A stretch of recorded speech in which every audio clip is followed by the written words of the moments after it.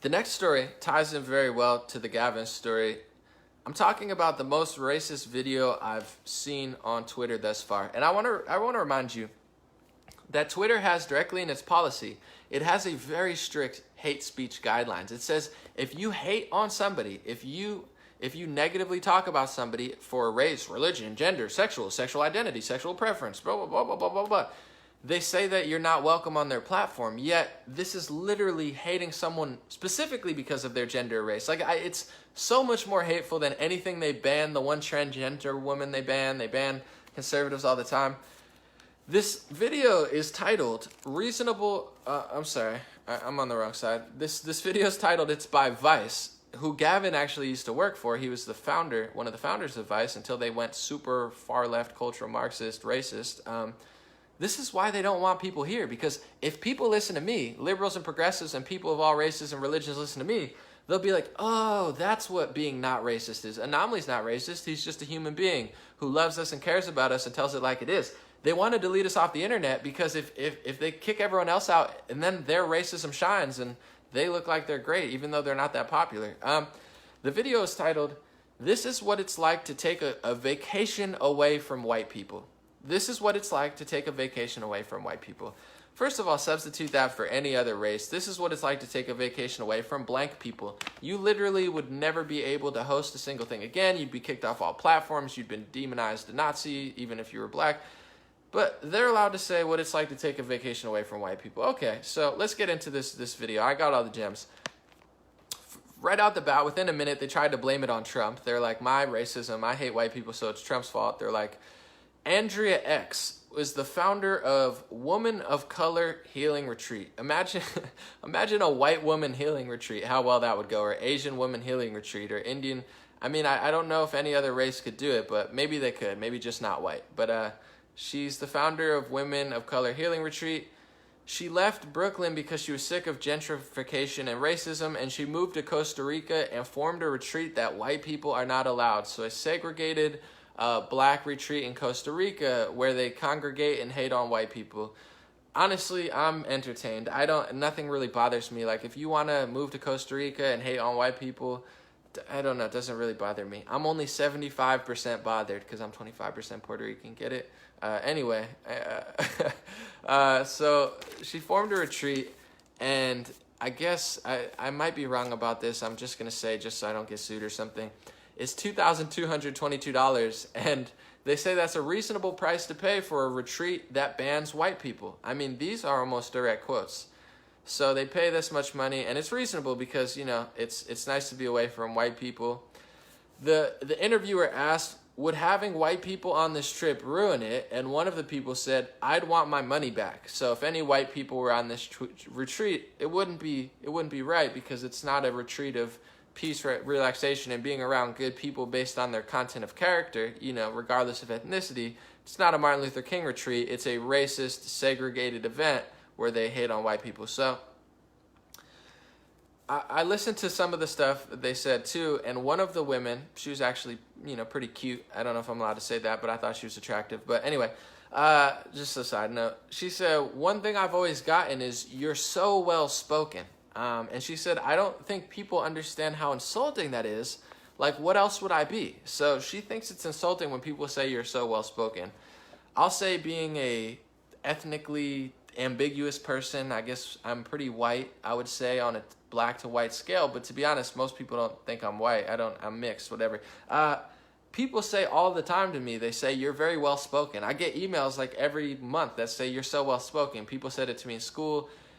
I don't think it has to do with race. I mean, I'm sure there are some people who are ignorant and think that only black people speak in Ebonics or something. I'm sure those people exist, but like, you're so well-spoken is a compliment that transcends race. I get it all the time, and I've never once thought that it's bothersome. I just think, okay, I am well-spoken, or I have a good vocabulary, or I'm relatable, or I take it as a compliment. I'm like, yeah, I'm very blessed. You know, I got a good education. My mom told me to read when I was younger, or maybe I'm lucky, or I'm fortunate. I don't know. I take it as a compliment, but I don't let it get to my head.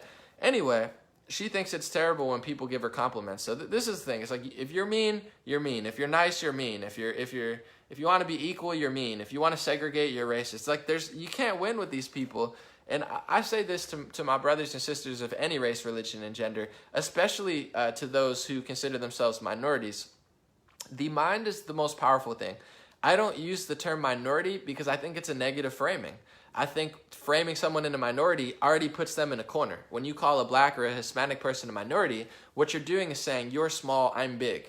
I don't like it. White liberals do that all the time. I find it very racist. I think if you're a man or a woman, you're not a minority, you're in the majority. You know, half the world, or 55%, I don't know what it is. It's like, if you're an American, you're in the 100% majority. You know, that's why they hate the term American. It's not because racism and Nazis and Trump.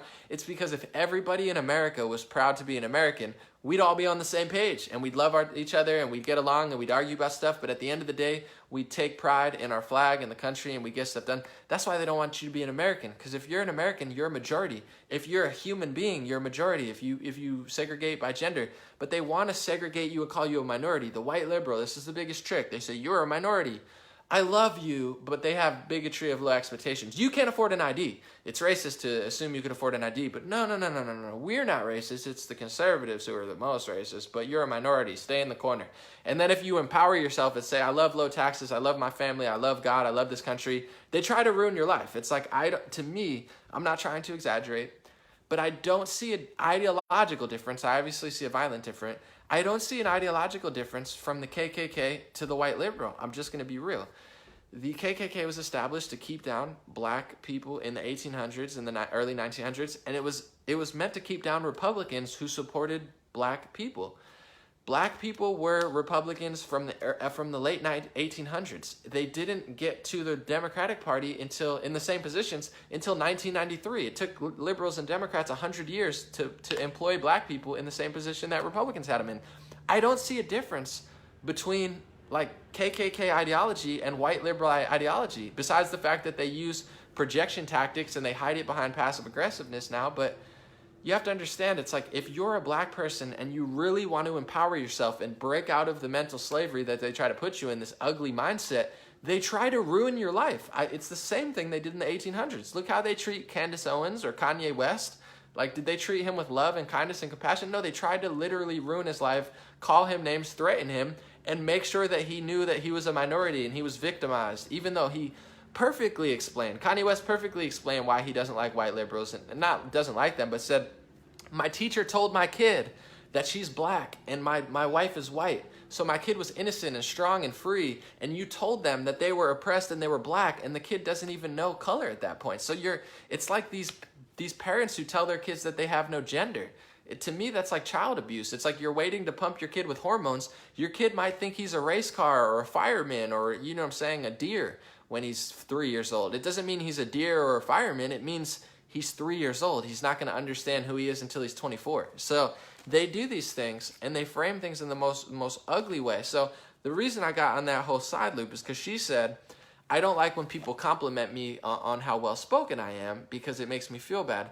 When you have this victim mentality that all these women have that are on this retreat, you are setting the pace of what you see in America. If I walked around and I thought everybody was racist, and I don't want to call people out in specific, I'm going to keep it anonymous, but I've been around people before where they're calling a car company and they say, oh my God, they hate black people. These people are so racist. It's like, no, car companies, phone companies, internet companies, and banks, they don't give a shit about anybody. I'm sorry. They don't care. They have customer service that runs you in circles and they try to steal your money. It's not like car services like white people. They just don't care about anybody. They have horrible customer service. So it's like, if you have that framing where you think everything's racist, you're going to find it.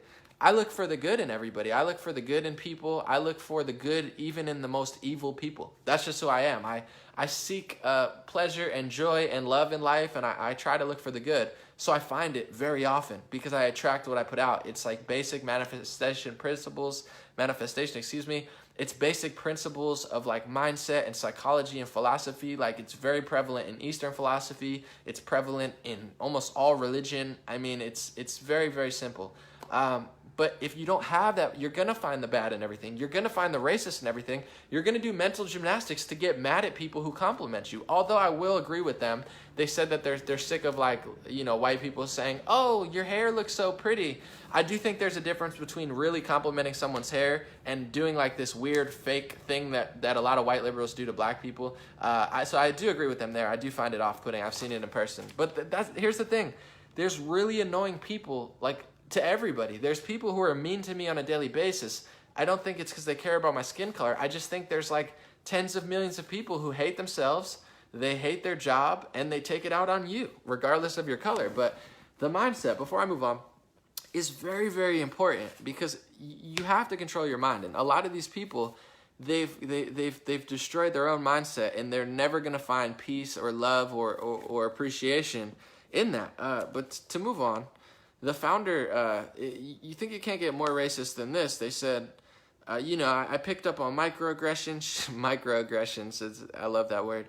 But she said, I decided one day to just eliminate white people from my personal life. I decided one day to just eliminate white people from my personal life. She said, I feel like white people shouldn't even have passports, especially white Americans. They leave them in the United States. A lot of these are almost direct quotes. I don't want to say 100% because I might have wrote one word wrong, but these are pretty much direct quotes. She said, I decided one day to just eliminate white people from my personal life. I feel like white people shouldn't even have passports, especially white Americans. Leave them in the United States. Here's the thing. It doesn't really bother me. I find it just like, I look at her and I understand she has a lot of pain. She has a lot of sorrow. She has a lot of inner conflict. So I don't really feel a negative way towards her. I pray for her, and I hope that she finds love and truth and happiness in herself so she can then reflect it onto the world. But here's the reason, a big reason why they're revolting in Europe, and why Trump won, and why Canada's going conservative, and even why, you know, Brazil is going Bolsonaro, and why the right wing is rising. It's not just because of failed socialist tax policies. It's also because if you're white, or you love America, or you're like a black, strong, independent man, or you love this country, or, you know, you're any race, religion, maybe you're Indian and you're Sikh, or you're Hindu and you have a history that white liberals are ignoring, and, you know, you're, you know, whatever.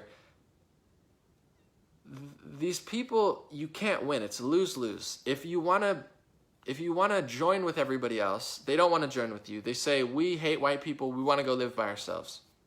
Whatever, like, if you want to move to Costa Rica and hang out with a bunch of black women, why do I care? Like, it doesn't really bother me. But if white people did that, they're racist. So you can do that, but white people can't do that. Okay, so it's equal, but it's not really equal.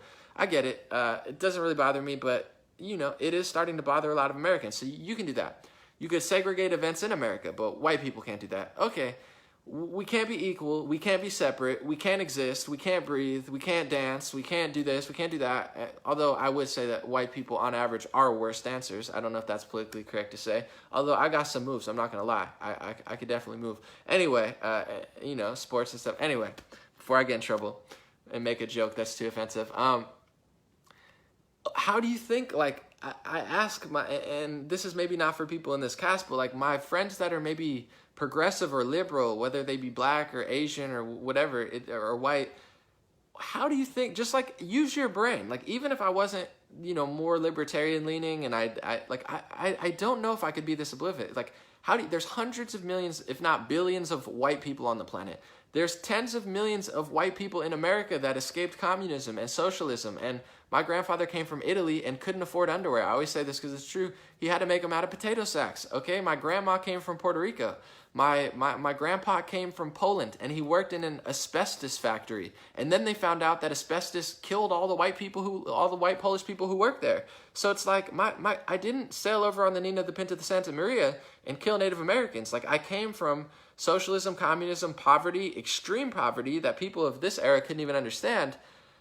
My grandparents didn't come here so I could get treated like a complete piece of shit. You can blame me for everything. You could be racist towards me. You could steal jobs and money and my tax dollars and tell me that I'm not allowed to hang out with my own people. I'm not allowed to hang out with other people. I'm not allowed to mix. I'm not allowed to be proud of my heritage. I'm not allowed to be proud of my skin color. But you are. You're allowed to run around, black is beautiful, black pride, black girl magic, black is best, black is better, black is beautiful. But if white is beautiful, you're racist. If you're proud of being white, you're a neo-Nazi white supremacist. If you're a nationalist and you're an Asian or an Indian, you're just a nationalist. Like, there's billions of nationalists in the world. People who love their country can consider themselves a nationalist. There's nothing wrong with it. I would say if you're too much of a globalist, you're going to be like Macron and you're not cool. If you're too much of a nationalist, to me, you're going to get played sometimes by Republican leaders. I think the answer's somewhere in the middle, although I would say it's probably smarter to be a nationalist there. Anyway, you can be a nationalist if you're another, but if you're a white person and you're a nationalist, which is totally fine to be, then you're a white nationalist, and then they try to frame you as a racist. Like, how do you think people are going to act? Of course people like Trump. Of course people like Bolsonaro. Of course people like Marine Le Pen. Of course people want Brexit. Of course Swedish people are not happy. Of course Canada's going to go right-wing, because liberals are turning into fascist extremists. They're every bit as racist, if not more racist, than everybody that they fight. They're 1,000 times more racist than Gavin McInnes. They're 1,000 times more hateful than Milo Yiannopoulos. They're 10,000 times more extreme than Alex Jones is. They're everything that they think that they're fighting in themselves. They're these people on this island, like, that's the definition of racism, is hating someone based on your skin color. That is racism. That is hate speech. They're never going to get, Vice is not going to get banned on Twitter, because these people are far left-wing extremists who are racist, sexist, xenophobic, and hateful. And to me, I don't care. Like, if you want to do that, that's fine. But the double standard and the hypocrisy is reaching a peak. And it's not just white people from Texas and Oklahoma who are mad. It's billions of people worldwide. It's Brazil, it's Canada, it's United States, it's Sweden, Germany, France. It's going on all over the world. It's not going away. The Spanish world now, or the Portuguese world, has their own Trump now. And you best believe that it's going to get more popular in the Spanish world. Because why in the world would anybody in their right mind support racism, sexism, xenophobia, double standards that destroys them? It allows them not to get a job, and them, like, I mean, I'm just going to say it now because I'm not really in the industry. I'm talking to all these people in the entertainment industry, and they can't book gigs because all the liberal entertainment, like, talent agencies are racist. They don't like white people, and they don't like white women, and they don't like white men. So it's not, like, every bit of liberal media is discriminating against white people. It's not going to make white people very happy. You could argue and say that, you know, white people have had it better in America or the world, or they owe something. Or, like, I'm down to have these intellectual conversations about history, about the future, about the past, about how to equal it out. I'm not saying white people are perfect and everything is peaches and cream in the world, because it's not. You have, you know, leaders like Obama and Hillary who hid behind liberalism and killed the leader of Libya and left slave trade in the background. So, you know, if you care, and of course these people don't care about that type of stuff because they only care about their feelings and microaggressions. They don't care about actual slavery in the modern era done by liberal leaders and fake conservatives. But it's like, I'll have a discussion about this stuff, but if you think that you're going to delete billions of people off the planet and tell us we can't get passports, and, you know, it's just, like, insane how racist they are. It's insane how they think it's okay. It's insane how they think it's popular or kind or compassionate or loving. Literally, if Martin Luther King came back today as a white man and preached the same word, they would call him a white supremacist. I'm on the record saying that. If Martin Luther King was here as a black man, they would call him all sorts of names and treat him like Kanye West. If he came back and resurrected as a white guy, they would say he's a white supremacist, just off of the Martin Luther King principles of equality, content of character. And you know what? This type of stuff, before I move on, I just want to end on a positive note. This is the type of stuff that makes people more racist, sexist, and xenophobic. It's not going to get through to me. My soul, my heart is too pure. But when you push this, like, extremist gay trans agenda of, like, everything is trans, everything is gay, inject your 2-year-old kid with hormone pills, like, we're going to rub it in your face and we're going to hate on you if you're straight, it's not making gay people more popular. There was, like, a peak of where gay people were getting popular, and to be honest, it's the best time to be gay in America. But if you push this creepy, evil agenda of hatred, masking your sexuality behind it, you're not making gay people more popular. You're making gay people less popular and less liked. Same with racism, sexism, and xenophobia. All this Vice and Vox and Huffington Post, it's making people more racist on both sides. It's making liberals more racist, and it's making conservatives angry and justifying all the things that they already think in their heads sometimes. You're justifying every extremist far-right person, which is honestly a small percentage, It's like everything that it's like Alex Jones. You ban him off social media for being a conspiracy theorist, and then you do everything that Alex Jones has been talking about for 20 years. So is Alex Jones a conspiracy theorist because he said that the tech companies were fascist and that globalists were trying to take over the world?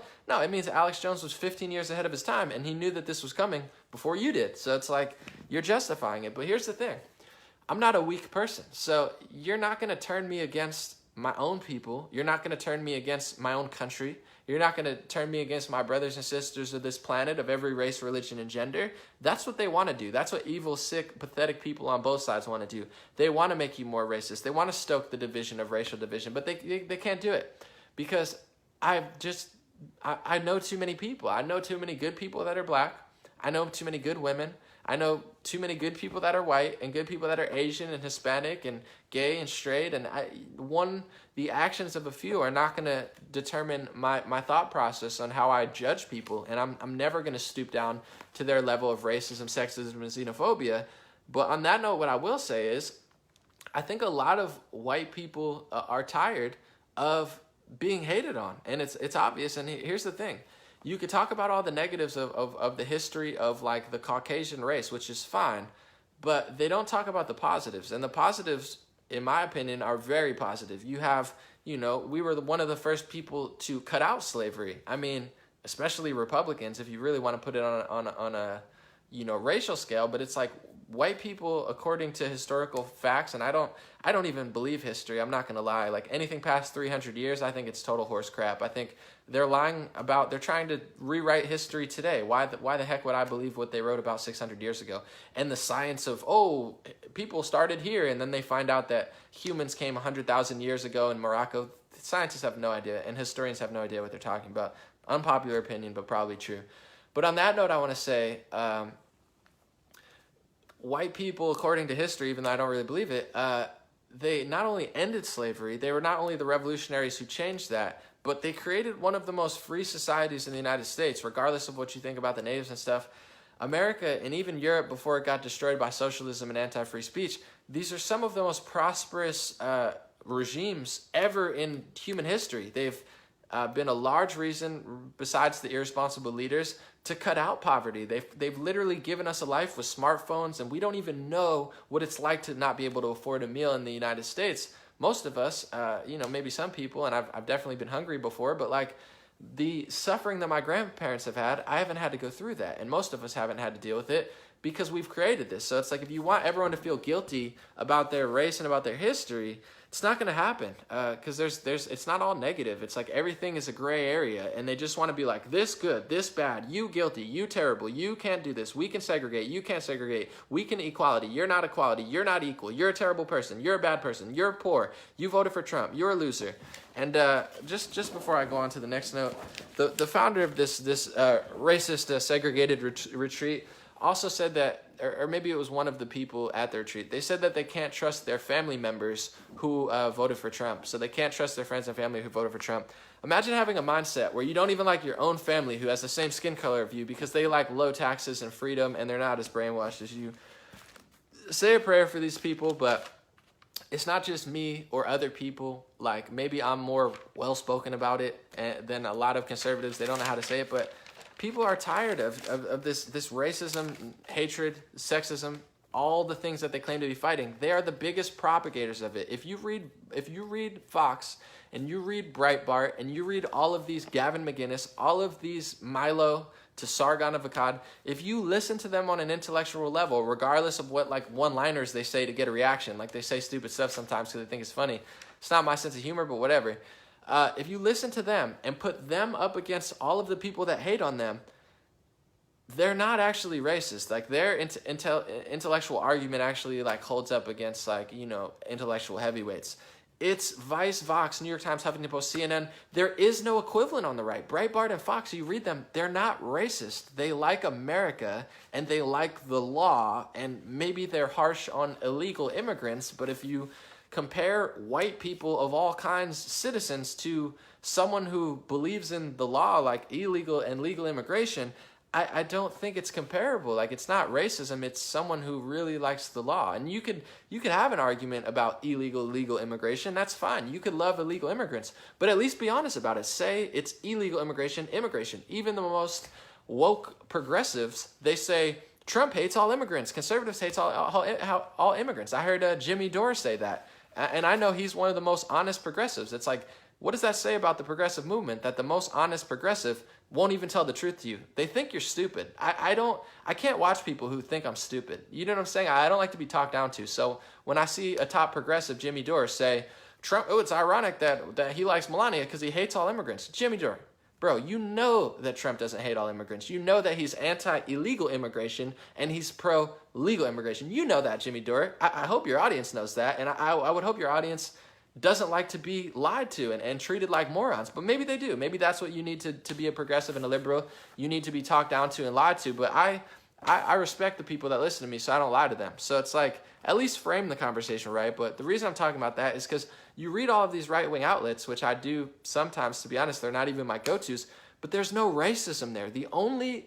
systemic racism left in America is in liberal media. It's in the liberal entertainment industry, and they'll throw Kevin Hart under the bus too. They don't really care about your race. They just pretend to for likes and clicks. It's in academia. They're extremely racist. My brother has to take a race class, and it's filled with one-sided racism that doesn't even have the counter-argument, which is probably more accurate. It's also in, legislation. Before Trump got in, they discriminated against Asian and white people and literally prioritized people only based on their skin color. So you're not going to actually find racism systemically on the right anymore. You might find some rogue racists and some people who feel a certain way that's not popular. I'm talking about systemic racism that people love to talk about. The only systemic racism is all on the liberal, and that's why they scream racism so much, because if they ever stop screaming racism and Russia collusion, you might find out that they're guilty of every single sin that they project onto the other side. They're using propagandist projection tactics and extremist hiding behind, other genders and migrants and other things that they can use as a human shield. No. If you don't like me, you don't like children. It's like, what are you talking about? I'm trying to have an intellectual conversation debate with you. Just because I don't agree with your policy doesn't mean I don't like children. You don't like children. These people are the ones, when you find out, there was a Huffington Post contributor, I believe, earlier this year who was like a Democratic operative who got caught, running a child organization and doing human trafficking. They don't talk about that. How come? I thought you cared about children. They're very quiet on that stuff. Oh, we don't care about rape and human trafficking, but you're a bad person if you don't agree with me. The time is up. We know you're hiding behind women. We know you're hiding behind children. We know you're hiding behind migrants. We know you're hiding behind black people. We know you're hiding behind Hispanics. We know you're inauthentic and you don't like black people. That's why you threw Kevin Hart under the bus. We know you're every bit, if not 10,000 times more racist, sexist, and xenophobic, and hateful, and bigoted, and whatever. Everything that you claim that everyone else is doing, we know you're doing it. We're on to you. You're losing. You're getting ratioed. You lost here. You lost in Brazil. You're losing Europe. You're losing France. You're losing Germany. You're losing Sweden. You're losing, Belgium. You're going to lose UK soon. You're going to lose most of South America soon. You're going to lose Canada when Justin Trudeau's out. You already lost Ontario and Quebec. We're not buying it, and it has nothing to do with racism, sexism, and xenophobia. It's because we know you're racist, we know you're sexist, we know you're xenophobic, probably sweating and convulsing now behind your computer because you're such a little racist who gets 10 retweets and you got to ban everyone else who gets 10,000 retweets because you're not popular. We know we're on to you. You're not going to steal our taxes. You're not going to steal our rights. You're not going to steal our First Amendment, and you're certainly not going to steal our Second Amendment. But it was a good try. You had a good run. You had 8 years. You almost did it. You almost got the puppet elected like France, but it failed, and it's never going back. So nice try. Try to get accustomed to freedom and peace and equality and content of character and like MLK things and things like Buddha and Gandhi. Like I know it's hard for you because you're so racist, sexist, xenophobic, but try to get accustomed to like freedom and peace and love and personal liberties. You might find that you like it. The final story of the day is about